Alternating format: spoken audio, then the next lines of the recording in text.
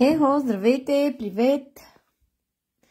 Искам да ви покажа моя обяд, който е съвсем обикновеничък и много лесен, защото просто си сложих пуешките кюфтенца в ерфрайера. Имах сварени картофи от вчера и тях си ги запеках в фрайера, за да може с масълце и малко солчица и лимон да добият по-интересен вкус. И от буркан зелен боб, който имам. И така, не е кой знае каква философия, нямам кой знае каква предварителна подготовка. Както ви казах, намерих едни много вкусни пуешки кюфтенца, които се приготвят лесно и в същото време са овкусени толкова добре, че дори мъжа ми не можа да разбере, че не са свински или телешки. Честно, наистина уникално са ги овкусили, без никакви консерванти, без никакви добавки, поне така пише. Аз се доверявам. Надявам се, че всичко се минава през контрол. И така, имаме една длан тук протеини, имаме един юмрук въглехидрати, зеления боб пък е доста богат на фибри и нещо, което може би повечето от вас си представят, че съм готвила доста време, всъщност ми отне 10 минутки. Казах ви, почти винаги си имам сварени картофи или булгур, или киноа, или нещо, което да е по-стабилен въглехидрат, така да го кажем, и към което да си добавям разни протеини.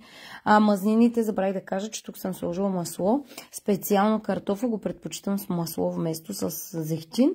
Въпреки че, знаете, зехтина е по-здравословния вариант, по-отслабващия и така по-оздравяващия. Но има си неща, които си харесвам по определен начин.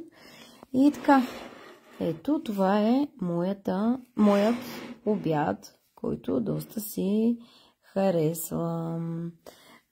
Кюфтенцата ще ви ги снимам и ще ви, като да знаете, не правя платена реклама, просто който иска ще му ги пратя, защото наистина са много вкусни. Мисля, че марката се казваше Далия.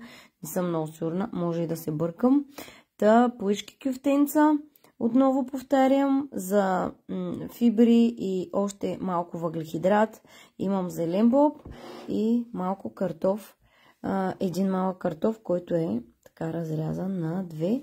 И това е моята зона днес. Така че пожелавам ви успешен ден. Не забравяйте, че никой не може да го направи вместо вас, да отиде да ви изготви, да отдели време за вас, да се нахраните качествено и след това да не сте гладни и да не сте озверели за сладко, защото много хора не знаят, но състоянието ти в момента зависи от това какво си ял преди 3-4 часа или по-скоро.